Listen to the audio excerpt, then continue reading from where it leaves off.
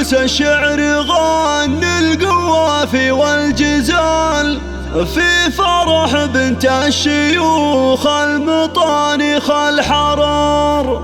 هذه غادة المترفة بالخصايل والجمال، شيخة ما مثلها بالدعاجة والوقار.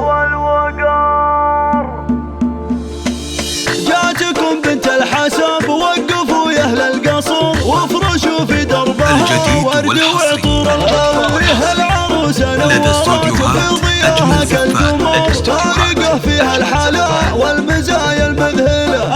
الف لك مبروك يا غادة يا تاج الحساب، يا الامير النادره بالوصايف والخصام. فيك نفخر يا الغلا والفرح عم المكان، نشعل اجواء الحفل نار يا بنت الدلال.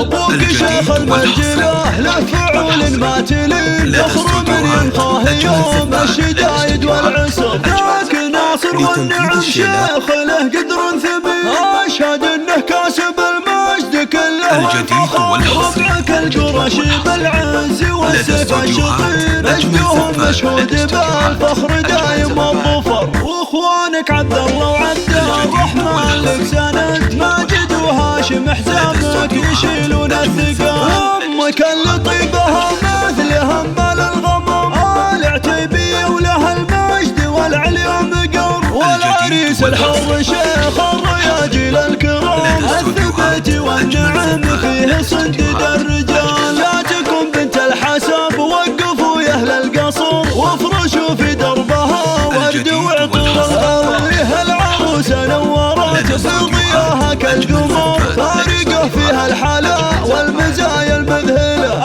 الف لك مبروك يا غادة يا تاج الحساب، يا الامير النادره بالوصايف والخصام. فيك نفخر يا الغلا والفرح عم المكان، نشعل اجواء الحفل نار يا بنت الدلال.